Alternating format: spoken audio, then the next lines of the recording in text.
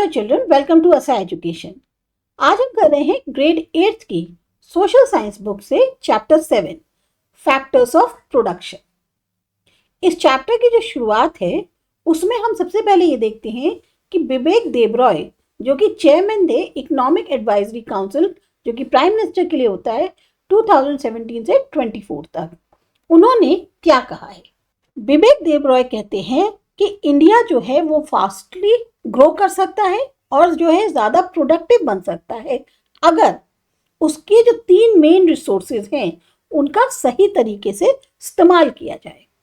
मतलब इंडिया के पास क्या है, लैंड भी है, वर्कर भी है और पैसा भी है। पर जो रियल इम्प्रूवमेंट है वो तब आएगा जब हम इन तीनों रिसोर्सेज को बहुत स्मार्टली और एफिशिएंटली यूज करेंगे। थोड़ा और क्लियरली अगर इसको समझें तो लैंड जैसे होती है हमारी, अब लैंड का किस तरीके से हम इस्तेमाल कर रहे हैं, फार्मिंग के लिए, फैक्ट्रीज के लिए, हाउसेस के लिए, रोड्स के लिए। अगर हमारी लैंड प्लान्ड होगी और प्रॉपरली इस्तेमाल करेंगे तो बेनिफिट कहाँ मिलेगा, ग्रोथ में। उसी तरीके से लेबर, लोगों को जो है ज़रूरत है कि उन्हें सही स्किल मिले, अच्छे जॉब्स मिले, बेटर वर्किंग कंडीशंस मिले। अगर वर्कर्स जो हैं वो ट्रेंड होंगे और सही तरीके से इस्तेमाल करेंगे तो प्रोडक्टिविटी बढ़ेगी। तीसरा आता है कैपिटल, यानी मनी हो गया, मशीन्स हो गई, टेक्नोलॉजी हो गई। इसका भी जो इन्वेस्टमेंट है वो बहुत समझदारी से करना चाहिए, सही जगह पर। जितनी बेटर मशीन्स होंगी, टेक्नोलॉजी होगी, इन्वेस्टमेंट होगा तो वो हमारे को फास्ट डेवलपमेंट में मदद करेगा। तो ये जो है विवेक देबरॉय का कहना है। अब आपके लिए यहाँ कुछ बिग क्वेश्चंस हैं। फैक्टर्स ऑफ प्रोडक्शन कौन कौन से होते हैं, कैसे ये तीन जो फैक्टर्स हैं ये इंटरकनेक्टेड हैं, और ह्यूमन कैपिटल का प्रोडक्शन में क्या रोल होता है और उसके कौन है जो फैसिलिटेटर्स हैं। तो ये जो आपके पास सवाल हैं इनको जानने के लिए हम पढ़ेंगे अपना ये चैप्टर। अब यहाँ देखिए आपकी जो फिगर 7.2 है उसमें आपको एक झलक दिखाई है कि कैसे जो है चीज़ों का प्रोडक्शन होता है। आप देख सकते हैं अलग अलग तरीके के चीज़ों का जो प्रोडक्शन हो रहा है वो कैसे किया जाता है, उसके बारे में आपको कुछ बता रहे हैं। इंट्रोडक्शन से शुरुआत करते हैं। आपने कभी सोचा है कि आपके जो कपड़े हैं, जूते हैं, स्कूल बैग हैं, फर्नीचर, फोन, कंप्यूटर, ये सब बनते कैसे हैं? जो भी प्रोडक्ट आपके आसपास है वो एक प्रोडक्शन प्रोसेस से गुजरता है, तब जाके वो फाइनली आपके पास पहुंचता है। ये जो प्रोडक्शन प्रोसेस है इसमें जो है ज़्यादातर रिसोर्सेज का इस्तेमाल होता है या जो भी इनपुट्स चाहिए होते हैं तब मिलाकर उसको एक फाइनल प्रोडक्ट तैयार किया जाता है। तो जो रिसोर्सेज हैं या जो इनपुट्स हैं जो कि हम यूज़ करते हैं गुड्स को, सर्विसेज को प्रोड्यूस करने में, वो कहलाते हैं फैक्टर्स ऑफ प्रोडक्शन। अब इसके लिए एग्जाम्पल के तौर पे आप रत्ना से मुलाकात करते हैं, जो कि एक छोटा सा रेस्टोरेंट चलाती है जिसका नाम है पॉज पॉइंट। ये सिटी के आउटस्कर्ट्स पे, मतलब शहर के थोड़ा सा बाहर है। क्योंकि हाईवे पे जो ज़्यादातर लोग जाते हैं वो लोग जो हैं इस तरीके के बीच में ब्रेक लेने के लिए रेस्टोरेंट्स पर रुकते हैं। तो उनके बीच में ये वाला जो रेस्टोरेंट है ये बहुत फेमस है क्योंकि इसका जो खाना है वो बहुत टेस्टी है और हाई क्वालिटी का खाना बनता है। पॉज पॉइंट जो है वो कैसे बढ़ रहा है, ग्रो कैसे कर रहा है, एक टीम के कारण। ये टीम जो है 7 लोगों की है जो कि रत्ना को मदद करती है उसके बिजनेस को मैनेज करने में। जब उसने इस रेस्टोरेंट की शुरुआत करी थी 5 साल पहले, तब उसने सबसे पहले लोकेशन ढूंढी, पैसा जुटाया ताकि रेंट और इक्विपमेंट्स जो हैं वो खरीदे जा सके, ऑर्गेनाइज किए जा सके, स्टाफ हायर किया, जो चीज़ें चाहिए होती हैं उसके लिए, खाना बनाने के लिए, वो खरीदी, और फिर उसने जो है पूरा प्लान आउट किया कि कैसे वो अपने इस सपने को पूरा कर सकती है, सफल बना सकती है। बिजनेस जो होता है वो कई सारे इनपुट्स और फैक्टर्स जो प्रोडक्शन के हैं उनको कंबाइन करता है ताकि गुड्स और सर्विसेज क्रिएट की जा सके, जो साथ ही साथ मौके जनरेट करती है उन लोगों के लिए ताकि वो जो है इकोनॉमिक एक्टिविटीज में एंगेज हो पाए। यानी कि आपके लिए काम का एक ऐसा मौका मिलता है जिसमें आपको थोड़ी सी फाइनेंशियल मदद हो, आप अर्निंग कर पाए। अब बिजनेस का क्या मतलब है? बिजनेस एक फर्म या शॉप या फैक्ट्री जहां पर गुड्स और सर्विसेज जो हैं वो आइदर प्रोवाइड किए जाते हैं या फिर प्रोड्यूस किए जाते हैं। अब है लेट्स एक्सप्लोर। छोटे छोटे ग्रुप्स में आपको इकोनॉमिक एक्टिविटीज जो हैं उनके बारे में स्टडी करना है जो कि आपके लोकेलिटी के आसपास हैं। कितने अलग अलग तरीके के गुड्स और सर्विसेज बनाए और प्रोवाइड किए जाते हैं। अब यहाँ पर एक छोटी सी रिपोर्ट दी गई है कि लता, आशा, मोहन और किरण, उन्होंने जो है ये एक रिपोर्ट बनाई है। इसी तरीके से आप जो है अपनी चॉइस की जो भी शॉप्स हैं उनके ऊपर रिपोर्ट बना सकते हैं। सबसे पहले देखते हैं type of shops. Grocery shops जो हैं वो लोकेलिटी में 13 हैं। जो भी गुड्स और सर्विस प्रोवाइड की जाती है उसमें फूड ग्रेन्स, मिल्क, ब्रेड ये सब मिलता है। और जो इसके लिए ज़रूरत होती है चीज़ों की, उसमें पैकेज गुड्स, जो पेरिशेबल स्टोरेज स्पेस होती है वो जो है इनके लिए, मतलब पेरिशेबल्स जो खत्म हो जा सकती हैं चीज़ें वो, और स्टोरेज स्पेस, 3 तरीके की इनको इनपुट्स की ज़रूरत है। फिर आता है रेस्टोरेंट या फूड स्टॉल्स, 8 हैं। यहाँ पर कुक्ड मील्स, स्नैक्स, बीवरेजेस मिलते हैं।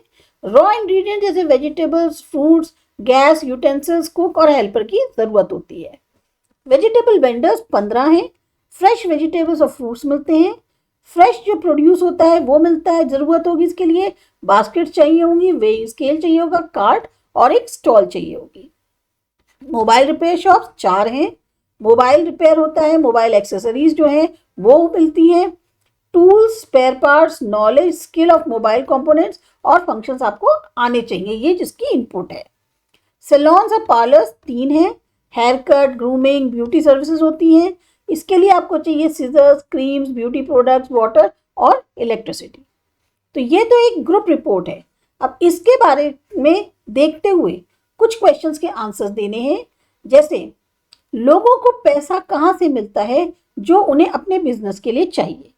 तो इसका जवाब ये है कि लोगों को जो पैसा है वो जनरली कहाँ से मिलता है? सेविंग से, फैमिली या फ्रेंड्स से, बैंक से, सेल्फ हेल्प ग्रुप से, या फिर गवर्नमेंट जो है वो लोन देती है कि वो अपना छोटा सा बिजनेस खोल सके। एक हेयर ड्रेसर जो है वो कहाँ ट्रेनिंग लेता है? हेयर ड्रेसर को जो है ट्रेनिंग कहाँ से मिल सकती है? सैलून से, एक ट्रेनिंग इंस्टीट्यूट से, या फिर वो एक किसी पार्लर में या सैलून में हेल्पर या अप्रेंटिस की तरह काम करे किसी एक्सपीरियंस्ड हेयर ड्रेसर के अंडर। फूड वेंडर्स को खाना बनाना कौन सिखाता है? ज़्यादातर ये लोग जो हैं कुकिंग अपने फैमिली मेंबर से सीखते हैं, खास तौर से पेरेंट्स से या रिलेटिव से। कुछ ऐसे होते हैं जो होटल्स में काम करते हैं, फूड स्टॉल्स पे काम करते हैं और वहां पर जो है ये लोग असिस्ट करते करते सीख जाते हैं। क्या मोटिवेट करता है बिजनेस ओनर्स को कि वो अपने बिजनेस को स्टार्ट करें? अब उनको मोटिवेट करने के लिए कुछ ऐसी चीज़ें होती हैं, जैसे वो अपनी फैमिली के लिए पैसा कमाना चाहते हैं कि वो इंडिपेंडेंट हो जाएं, उनके में स्किल है, इंटरेस्ट है, जैसे कुकिंग का, हेयर कटिंग का, तो वो जो है बिजनेस की तरह इसको देखते हैं कि अगर हम इसको अपना बिजनेस बना लें तो अगर कोई अपॉर्चुनिटी उनको अपने एरिया में ऐसी लगती है तो वो उसको एज अ बिजनेस इसको खोलना चाहते हैं। इकोनॉमिक्स में जो इनपुट यूज होते हैं प्रोडक्शन प्रोसेस में, या जो फैक्टर्स ऑफ प्रोडक्शन है, उनको क्लासिफाई किया गया है 4 तरीकों से: लैंड, लेबर, कैपिटल और एंटरप्रेन्योरशिप। टेक्नोलॉजी जो है वो हमारा फैसिलिटेटर है और एक बहुत ही क्रूशियल फैक्टर है जो मदद करता है बिजनेस को प्रोड्यूस करने में ज़्यादा से ज़्यादा गुड्स। साथ ही साथ चाहे हमारे इनपुट्स कम हो या एक ही जैसे हो, तब भी टेक्नोलॉजी के कारण हम लोग जो है अपने बिजनेस में ज़्यादा से ज़्यादा जो चीज़ें हैं उनको बना पाते हैं। तो इन्हीं इनपुट्स के बारे में हम अपने इस सेक्शन में पढ़ेंगे। सबसे पहले देखते हैं फैक्टर्स ऑफ प्रोडक्शन में आता है लैंड, नेचुरल रिसोर्स है ये। जो वर्ड लैंड है वो अगर इकोनॉमिक उसमें देखा जाए तो वो खाली एक ज्योग्राफिकली ही लैंड नहीं है, बल्कि वो एक ऐसा नेचुरल रिसोर्स है जिससे हमें मिलता है soil, forest, water, air, sunlight, minerals, oils और नेचुरल गैस। आपका एक जो चैप्टर था natural resources and their use, जिसको हमने डिस्कस किया था, जिसमें अलग अलग तरीके के रिसोर्सेज जो हैं उनके बारे में बात करी थी, जिसमें जो हमें नेचर से मिले हैं और कैसे हम जो है उसको इस्तेमाल करते हैं, उसके बारे में आपको याद होगा। बिजनेस जो है वो या तो रिक्वायर्ड जो भी ज़मीन है उसको परचेज करता है जो बिजनेसेस होते हैं, या फिर रेंट पे करता है ताकि उसको एक पीरियड के लिए, टाइम पीरियड के लिए उसको इस्तेमाल कर सके। आप बोल रहे हैं कि आप दोबारा से अपनी जो रिपोर्ट है उसमें टेबल में जाइए, कौन से आइटम्स जो हैं आप लिस्ट कर सकते हैं जो कि लैंड में आते हैं। दूसरा आता है लेबर, ह्यूमन रिसोर्सेज। लेबर बहुत ज़रूरी होता है प्रोडक्शन में, क्योंकि जिस ऐसा काम जिसमें फिजिकल और मेंटल एफर्ट की ज़रूरत होती है उसमें लेबर बहुत मस्ट है। Carpenters, farmers, construction workers, teachers, doctors, ये अलग अलग लेवल की जो है फिजिकल स्ट्रेंथ, नॉलेज और स्किल का इस्तेमाल करते हैं। हर कोई जो है अपने तरीके से वर्क जो है उसमें योगदान देता है, चीज़ें मदद करता है क्रिएट करने में, और सर्विसेज जो हमारी समाज को ज़रूरत है। लोग अगर ऐसा रिसोर्स देखें तो कैसा है? ह्यूमन बींग्स बहुत ही महत्वपूर्ण रोल प्ले करते हैं इकोनॉमिक एक्टिविटीज़ में और प्रोडक्शन प्रोसेसेस में, क्योंकि वो अपनी नॉलेज, स्किल और डिसीजन मेकिंग एबिलिटीज़ को अप्लाई करते हैं गुड्स और सर्विसेज को क्रिएट करने में। अब एग्जाम्पल के लिए, एक police officer law and order maintain करता है, एक साइंटिस्ट नई टेक्नोलॉजीज इन्वेंट करता है, शेफ नई रेसिपीज डेवलप करता है। तो इन सबको एक स्पेशल सेट ऑफ नॉलेज और स्किल्स की ज़रूरत होती है ताकि ये लोग जो हैं अच्छे तरीके से परफॉर्म कर सकें। इन लोगों को डेडिकेटेड होना चाहिए अपने वर्क के लिए, ताकि जो ये लोग काम करते हैं इससे क्या होगा, एक अच्छा काम जो है, एक अच्छा अगर आप काम देना चाहते हैं तो उसके लिए आपको सबसे पहले अपने काम के प्रति डेडिकेटेड होना ज़रूरी है। अब देखिए यहाँ पर वर्कर जो टी प्लांटेशन में काम कर रहे हैं, केमिकल इंजीनियर, कारपेंटर और सॉफ्टवेयर डेवलपर। जो वर्ड लेबर है ये रिफर करता है फिजिकल और मेंटल एफर्ट जो कि इस्तेमाल किया जाता है प्रोडक्शन में। ह्यूमन कैपिटल रिफर करता है स्पेशलाइज्ड स्किल्स को, नॉलेज, एबिलिटी या एक्सपर्टाइज उस पर्टिकुलर चीज को परफॉर्म करने के लिए। ह्यूमन कैपिटल खाली ऐसा नहीं है कि एक बेसिक कोशिश है लेबर की, बल्कि ये जो है उस लेबर की क्वालिटी और उसकी एफिशिएंसी भी है। अब देखते हैं फैसिलिटेटर्स ह्यूमन कैपिटल के। Education and training. सबसे पहले एजुकेशन इंडिविजुअल को मदद करती है नॉलेज हासिल करने में। उसके लिए क्या होता है, पहले आपकी पढ़ाई आती है, बेसिक लिटरेसी की, आप पढ़े लिखे हो, फिर जाके आप धीमे धीमे स्पेसिफिक फील्ड्स में अपनी जो है एक्सपर्टाइज को और ज़्यादा बढ़ाते हो। अब जो भी आप पढ़ते हो स्कूल में वो आपकी नॉलेज को बढ़ाता है, आपको तैयार करता है कि आप जो रियल वर्ल्ड प्रॉब्लम्स हैं उनको सॉल्व कर पाओ। एग्जाम्पल के लिए, एक सिविल इंजीनियरिंग का जो स्टूडेंट है वो सबसे पहले ये सीखता है कि डिज़ाइन करने के मटेरियल्स के सिद्धांत क्या होते हैं जो कि अप्लाई किए जाते हैं किसी भी बिल्डिंग को बनाने के लिए, चाहे वो रोड्स हो, ब्रिजेस हो, किसी भी इंफ्रास्ट्रक्चर को बनाने के लिए पहले आपको पता होना चाहिए कि कोई भी जो डिज़ाइन है, मटेरियल है, उसके सिद्धांत क्या है। चैलेंजेस जो है वो कब आते हैं कि आप जो है एक बहुत ही ड्यूरेबल, कॉस्ट एफिशिएंट और इको फ्रेंडली सॉल्यूशंस दे पाएं, क्रिएट कर पाएं। ये आपको मिलता है ट्रेनिंग के थ्रू। जैसे आप कंस्ट्रक्शन साइट्स पे जाकर ऑब्जर्व करें, मटेरियल्स जो है उनकी टेस्टिंग करें, सेफ्टी प्रोसीजर्स क्या होता है उनको समझें, और हैंड्स ऑन एप्लीकेशंस की मदद से आप जो है पूरी तरह से ट्रेनिंग लें। एजुकेशन और ट्रेनिंग के कारण इंडिविजुअल्स जो हैं वो अपने कैरियर में जो है एक्सीलेंस हासिल करने के लिए तैयार होते हैं। अब ट्रेनिंग क्या होता है? ट्रेनिंग एक ऐसा प्रोसेस है जो कि लर्निंग का है और इसमें जो है रिक्वायर्ड स्किल्स की जरूरत होती है ताकि आप जो है पर्टिकुलर जॉब या एक्टिविटी को कर पाए। दूसरा दिया है कॉग्निटिव। कॉग्निटिव का मतलब हुआ एक ऐसा प्रोसेस ऑफ लर्निंग, नोइंग और अंडरस्टैंडिंग। आप चीज़ों को समझ पाए, आप चीज़ों को जान पाए और अच्छे से उसको तैयार कर पाए अपने को। हेल्थ केयर, एक अच्छी हेल्थ सपोर्ट करती है कॉग्निटिव डेवलपमेंट। कॉग्निटिव अभी हमने पढ़ा ना कि एक ऐसा प्रोसेस लर्निंग का, नोइंग का और अंडरस्टैंडिंग का। चिल्ड्रन को अलाउ करती है कि वो रेगुलरली स्कूल अटेंड करें और ज़्यादा बेहतर तरीके से चीज़ों को सीखें। इसी तरीके से वर्कर्स भी जो है अपना बेस्ट दे पाएंगे फिजिकली और मेंटली जब उनकी बॉडी जो है वो अच्छी होगी, हेल्थ अच्छी होगी। वो ज़्यादा से ज़्यादा काम कर पाएंगे थोड़े कम समय में, क्रिएटिव होंगे और उनको जो है वर्क से भागना नहीं पड़ेगा अपनी जो खराब सेहत है उसके कारण। अब सोचने के लिए आपसे कहा जा रहा है कि आप बताइए कि जो इंफ्रास्ट्रक्चर और जो हेल्थ केयर सिस्टम्स हैं, जैसे hospitals, primary health centres, doctors, pharmacies, diagnostic जो लैब्स हैं, ये कैसे कंट्रीब्यूट करती हैं ह्यूमन कैपिटल के डेवलपमेंट में। तो इसका आंसर ये है कि ये सब जो चीज़ें हैं ये डेवलप कर सकती हैं, मदद कर सकती हैं ह्यूमन कैपिटल के लिए, उनको स्ट्रॉन्ग करके, हेल्दी करके और प्रोडक्टिव बना के। अब जब लोग जो है उनको प्रॉपर ट्रीटमेंट मिले, सही समय पे मेडिसिन मिले या रेगुलर चेकअप हो, तो क्या होगा, वो कम बीमार पड़ेंगे और ज़्यादा बेहतर काम कर पाएंगे।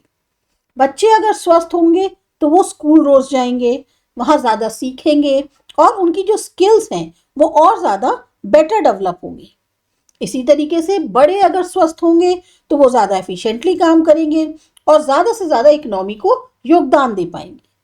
तो जो गुड हेल्थ केयर सिस्टम होता है वो इम्प्रूव करता है क्वालिटी ऑफ लाइफ को, लाइफ एक्सपेक्टेंसी बढ़ाता है और ऐसी स्किल और केपेबल वर्कफोर्स को डेवलप करता है या बिल्डअप करता है जो हमारे ह्यूमन कैपिटल को स्ट्रेंथ करने में मजबूत या मदद करती है। अब देखते हैं सोशल एंड कल्चरल इन्फ्लुएंसेस। ये जो कल्चर है हार्ड वर्क का, कंटिन्यूअस इंप्रूवमेंट का या बहुत ज़्यादा कोशिश करना चीज़ों को करने का, ये मदद करता है कंट्रीज को आगे बढ़ने में। एक जापानीज कॉन्सेप्ट है जिसे कहते हैं काइजेन। इसका मतलब है लगातार इंप्रूवमेंट करना। ये कॉन्सेप्ट जो है अप्लाई हुआ जापान में मिड 1940s से और उसने जापान को बहुत मदद करी हाई स्टैंडर्ड ऑफ लिविंग जो है वो अपने लोगों के लिए क्रिएट कर पाए या अचीव कर पाए। इसी तरह से एक और एग्जाम्पल है जर्मन वर्क एथिक का। मतलब जर्मन जो है वो जिस वर्क प्रिंसिपल पे काम करते हैं वो उनकी हिस्ट्रीज में बहुत गहराई से जुड़ा हुआ है। जर्मन में जो है, जर्मनी अपने हाई क्वालिटी इंडस्ट्रियल आउटपुट के लिए जाना जाता है। ये जो है पंक्चुअलिटी को बहुत ज़्यादा जोर देते हैं, डिटेल और क्वालिटी पे बहुत ध्यान रखते हैं। तो ये जो क्वालिटीज़ हैं इनके ह्यूमन कैपिटल की, ये इनको बहुत मदद करती हैं राइज करने में एक ग्लोबल लीडर के तौर पर, चाहे टेक्नोलॉजी हो या मैन्युफैक्चरिंग। अब देखते हैं कि आपको एक छोटा सा एक्सपेरिमेंट करना है। आपको 10 वर्किंग एडल्ट्स की अपने फैमिली में या नेबरहुड में उनकी एक लिस्ट बनानी है। उनसे बोलिए कि आपका जहाँ पे भी आप काम करते हैं वहाँ पे काम करने का तौर तरीका क्या है। फिर उन नोट्स को आप अपने क्लासमेट से शेयर करें। आप क्या पाएंगे उसमें, कौन से ऐसे एडजेक्टिव्स हैं जो आपको बहुत ज़्यादा जल्दी जल्दी ऐसा लगता है कि देखने को मिल रहे हैं।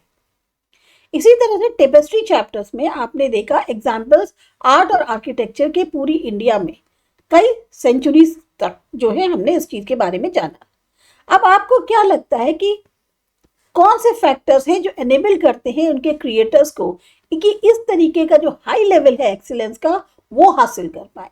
तो ये आपको ग्रुप और क्या कहते हैं डिस्कस करेंगे और क्लास में आप इसको शेयर करेंगे। प्रोडक्टिविटी मतलब क्या होता है, एबिलिटी किसी भी चीज को पर्टिकुलर टाइम पीरियड के अंदर कंप्लीट करने की या उससे ज्यादा जो है चीजों को प्रोड्यूस करने की। एडल्ट लिटरेसी रेट की जो परसेंटेज लोगों का है जिनकी एज 15 ईयर्स है या उससे अबव है वो पढ़ लिख सकते हैं। छोटे से छोटा सिंपल स्टेटमेंट जो है उनकी डेली लाइफ का उसके बारे में वो समझ सकते हैं, वो कहलाता है एडल्ट लिटरेसी रेट।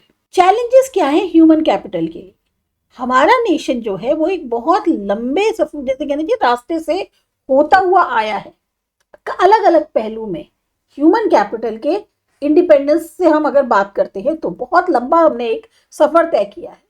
लिटरेसी सबसे इंपॉर्टेंट कैरेक्टरिस्टिक है पॉपुलेशन की और हेल्प करती है स्किल्स और प्रोडक्टिविटी को ह्यूमन कैपिटल की बढ़ाने में। जो एडल्ट लिटरेसी रेट है इंडिया में वो 85% है मेल्स का और 75% है फीमेल्स का, जैसा कि 2023 में जो रिकॉर्ड किया गया था वर्ल्ड बैंक एस्टिमेट्स के अकॉर्डिंग।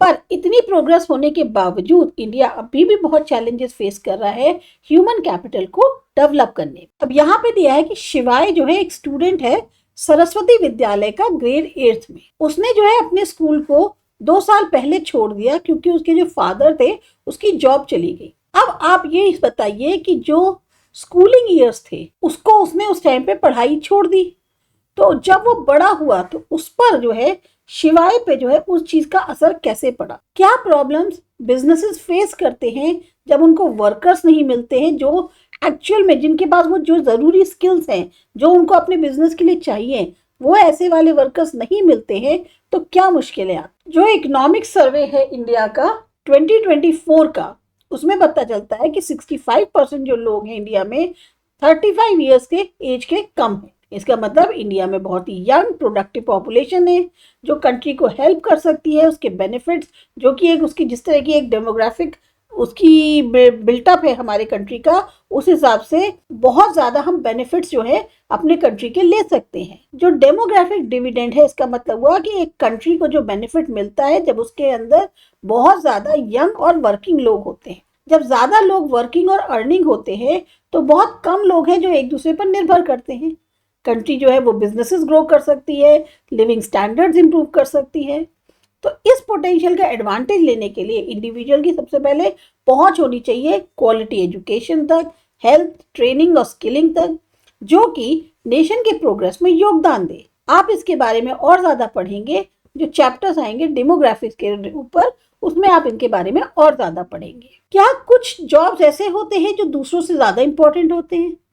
अब सोचो, अगर कोई भी सड़क साफ ना करे, कूड़ा ना उठाए, फार्मर्स जो है खेती बाड़ी करना बंद कर दें, डॉक्टर्स जो है वो ट्रीट ना कर पाए पेशेंट्स को, तो क्या होगा? आज बहुत सारी वैरायटी जो जॉब्स की है उसमें अलग अलग तरह की स्किल्स चाहिए। इंडिया के पास जो है एक बहुत ही रिच विरासत है स्किल बेस्ड नॉलेज सिस्टम्स की और वर्कमैनशिप की। मतलब हमारे यहाँ इंडिया में पहले से ऐसा होता आ रहा है कि हमारे बहुत अच्छी नॉलेज सिस्टम्स है स्किल बेस्ड, और वर्कमैनशिप जो है वो बहुत स्ट्रॉन्ग है। India's ancient skill heritage, ancient Indians के लिए वर्क जो है वो खाली ऐसा नहीं था कि हमें सिर्फ और सिर्फ पैसा कमाना है। वो एक तरीके से उनका वे था अपने नेचर को, जो उनका इनर नेचर है उसको एक्सप्रेस करना, उनके जो स्किल्स थे उनको दर्शाना, उनके डिजायर्स को कि वो क्या चीजें कर सकते हैं परफेक्ट तरीके से। जो भी वो काम करते थे, चाहे वो उनका ये विश्वास था कि जो भी वो काम करे, चाहे वो आप भगवान को ऑफर कर रहे हैं कुछ या किसी इंसान के लिए आप काम कर रहे हैं, वो जो है उसे पूरी रिस्पेक्ट, डिवोशन और सिंसियरिटी के साथ करते थे। जो टूल्स यूज किए जाते थे वर्शिप के लिए, वो जो है ट्रेडिशन जारी रहा विश्वकर्मा पूजा और आयुध पूजा के तौर पर। तो प्रोडक्ट्स को जो बनाने में एक खास ब्लेंड कला और विद्या का जो है देखने को मिलता। Knowledge generation to generation pass on करी गई और धीमे धीमे वही चीज आगे बढ़ती। अगर आप शिल्प शास्त्र को देखें तो ये वो एंशिएंट टेक्स्ट है जिसमें बहुत ही डिटेल्ड डिजाइन की गाइडलाइंस दी है, चाहे वो स्कल्पचर्स पे हो, पेंटिंग, बिल्डिंग, वुड आइटम्स या ज्वेलरी पे। जो टेक्स्ट है स्कल्पचर पे वो जो है बिल्कुल एग्जैक्ट स्पेसिफिकेशन देते हैं पोस्चर, कलर, मेजरमेंट या जो प्रोपोर्शन है फिगर्स का उनके ऊपर। जो जनरेशंस हैं स्कल्पचर्स के फैमिलीज की, उन्होंने जो है इंडिया के जो टेम्पल्स हैं उनको कितने सेंचुरीज से जो है वो कंस्ट्रक्ट करते चले आ रहे। वो अपनी इस स्किल का इस्तेमाल करते हैं बिना एक्सपेक्ट किए कि उसका फिनिश्ड आउटकम क्या होगा। वो सिर्फ और सिर्फ एक्सीलेंस में विश्वास करते हैं, उसी से ही वो काम करते हैं, क्योंकि उनके लिए काम जो है वो पूजा है और वो रेगुलरली उसको प्रैक्टिस करते हैं और नई नई टेक्निक्स सीखते हैं। अब देखते हैं स्टिच शिप बिल्डिंग। इंडिया की जो है एक खास स्टिच टेक्निक थी जो कि 2000 साल पुरानी है शिप्स और बोट को बनाने की, जिसका वो इस्तेमाल करते थे जो समुद्र व्यापार होता है उसको करने के लिए, और जो भी कल्चरल एक्सचेंजेस थे इंडियन ओशन के अक्रॉस उसको करने के लिए यूज करते थे। इस टेक्निक में वुडन प्लैंक्स को स्टिच किया जाता है एक साथ कॉर्ड्स का इस्तेमाल करके बजाय नेल्स के, जिससे वो लचीले बने रहते हैं और शिप को इंडियन ओशियन में जो है आसानी से नेविगेट करना पॉसिबल हो पाता है। आप यहाँ दे सकते हैं रिक्रिएशन एक 5th सेंचुरी स्टिच शिप की यहाँ पर दिखाई गई है। बहुत सारे ट्रेडिशनल टेक्निक्स जो प्रोडक्शन के हैं वो या तो खत्म हो गए हैं या बिल्कुल खत्म होने की कगार पे हैं। जैसे ये जो स्टिचिंग है शिप्स की, इसमें बहुत ज्यादा डिक्लाइन आया जब यूरोपियंस जो है वो इंडियन ओशन में आ गए 16th सेंचुरी में। अब इस टेक्निक का इस्तेमाल छोटी छोटी फिशिंग बोट्स बनाने के लिए किया जाता है। आपको क्या लगता है ये जो स्वदेशी टेक्निक्स थी वो क्यों डिक्लाइन हो गई, इनका इस्तेमाल क्यों डिक्लाइन हो गया? आपको कुछ ऐसी टेक्निक्स और प्रोडक्ट्स जो हैं अपने रीजन से ढूंढनी है जो ह्यूमन एफर्ट और स्किल को दर्शाती है। आपको उसको ब्रीफली एक्सप्लेन करना है ड्राइंग्स और टेक्स्ट के हेल्प से क्लास के अंदर।